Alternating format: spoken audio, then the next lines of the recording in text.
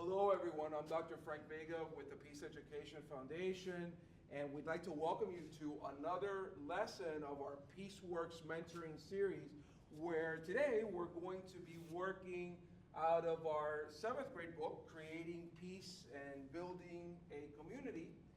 And the activity that we're going to be doing to start our peace education lesson is called the unknown game.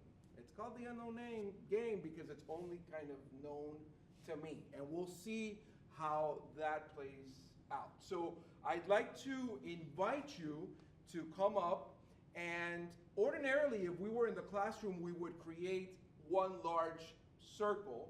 But since we're filming and we're wanting to mentor other teachers on how to do this activity, we have to open up the circle so that the cameras can see what we're doing, right? So come on up and let's kind of create a tight sort of semicircle in front of our tables. So that's great. So in this unknown game that is only known to me, I am the ref. I am the referee. I call the shots. I'm the one who knows the ins and outs of this game. But for our purposes, for your purposes, it's just going to be a simple ball toss. I'm going to start, by calling the name of one of our classmates here and toss the ball to them. And I'm not going to try to, hit them with the ball, get them out, slam them. No, I'm just going to, throw the ball to them nice and easy. And then, you can just begin tossing the ball to different members of the classroom, okay? And then we'll play it like that. So I'm going to start by throwing the ball to Lachey. All right? Lachey, it's coming to you. All right, so you call out the name of someone else? Ashley. Ashley is out. You're out, Ashley. All right, step aside, just don't go away, just stay right there behind us. Close the circle, okay, continue, and Dominique. And Dominique, very good. Okay, Dominique, continue.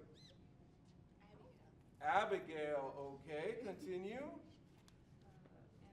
Amber. And Amber is out. You're out, Amber. All right. Okay, close up the circle and continue. Steph. Okay, continue. Alyssa, okay, continue. Jesse is out. Thanks, Alyssa. Erica.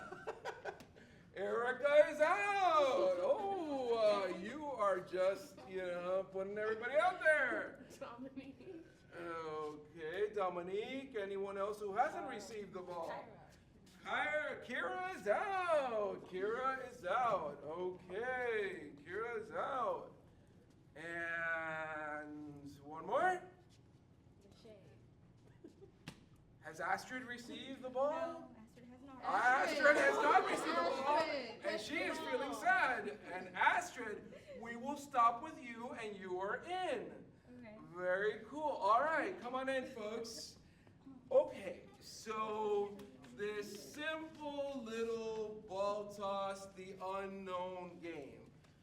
What's going on? How did you feel about this game? What were some problems that you had with the game? What's happening? Do you like the game? No. Did it feel good playing the game? Those who remain in probably liked it. Or maybe not. And well, those of you that were taken out by this very arbitrary ref that I am, evil man that I am, what happened? What did you feel? What did you not like about the game? What comments do you have? What do you think, Steph? I mean, throwing the ball. I understand why you got out though. I don't understand. You don't understand why they're out, exactly. You don't understand at all. And how do you feel about that? Sad. Sad. What else? What else? What other problems did you find with this game? I felt like it was unfair. You felt that it was unfair. It's not fair. A real basic student response. It's not fair. What else did you know, kids like, it's not fair. And adults, it's not fair. It's not just. What else did you feel being tossed out? Confused, right? Like you're confused. You don't know what's going on, why some people are remaining, some people are being kicked out of the game and not allowed to participate. You know, what else? I was lost. You were lost. You felt lost. Yes, and left out. And Falus did you She Falus never did talked not. I did not receive the ball. Falus did not. So confused and felt left out. Yeah. Like I saw that Astrid hadn't received the ball, but sorry, I did. Yeah. Can you throw the ball to? You're in. You're in. You're in. Right? So I wonder why. Any other comments? What else did you feel? Why else was it confusing? Was it a good game to play? I felt happy. I was You good. felt happy. Oh my God! Why? I got picked twice and I was in. Oh, she got picked twice and she was in. Okay. I'm telling you, some people are hogs for the ball. So, what? Any other comments of like why, what you felt about the game? Good game to play? What other difficulties? No, my friends were sad. Your friends were you sad for the? No, you But my weren't. friends You were were sad. happy. Right. Did anybody feel the sense of like this is an injustice for our friends and why are they getting kicked out? This isn't fair. Like I'm really feeling uncomfortable. Yeah, all right. So that hopefully if we've worked on our empathy in the classroom, building empathy, yeah, it's not like you're going to be happy about someone else's misfortune. So hopefully, that's part of peace education, building empathy, building that sense of connection, of team building. So yeah, in this activity, I am the referee, and it's called the unknown game. It's only known to me. So I had a criteria that I used to eliminate Jesse, Amber, Erica, Ashley, and that was it, right? And who else? Oh, and Kira. I used a criteria. I selected something that was my criteria for eliminating them from the game. What do you think it was? What do you think that I could have used as a ref, as a criteria? What are like the many things that I could have possibly used, like to eliminate them? A color. They're what? Did you say? They're wearing blue. They're all wearing blue. Go over, Kira. They're all wearing blue.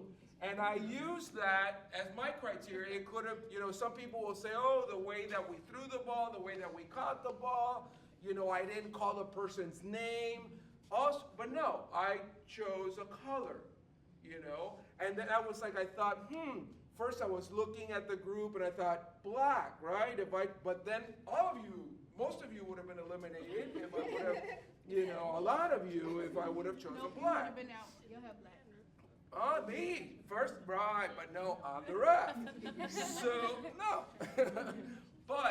So I used a criteria to eliminate you in an arbitrary way.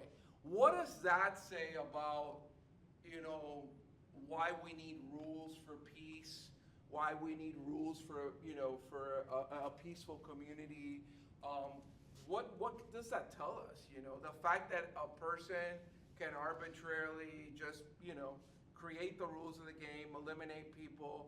What does that do to a community?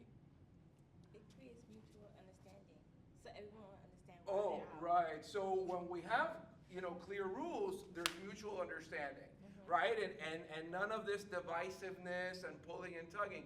We have mutual understanding, and we all have a clear goal as to where we're going. What else? How else does it help? Help me out, come on. How else does it help? To have rules, clear rules for peace. This game didn't have rules. We didn't know the rules. We can't play basketball or soccer or football without clear rules. In fact, we can't play the game of life without clear rules. You know, just for living life in society, in relationship, in a society where there is no violence, where we learn how to communicate and dialogue and get along, we need clear rules, or else there's chaos. We need rules. So what else? How else does it help to have? It helps us by being fair. So once we know the rules, then we can follow it, and it's fair. And it creates fairness and justice for all, right? Justice for all and fairness for all. And that is really at the heart of keeping a peaceful community or a peaceful society. What else? Well, how else is it helpful? How else? It creates structure. It gives us a good structure. And for us as, you know, for us as teachers and for you as future teachers, that structure, there's a wonderful word there, discipline. Rules help to create boundaries and discipline without having to be violent, right? Without having to be aggressive, but you do have a disciplinary strategy that can really be, you know, very helpful in your life in the classroom or in our personal lives, in our homes. All right, thank you. Anything else?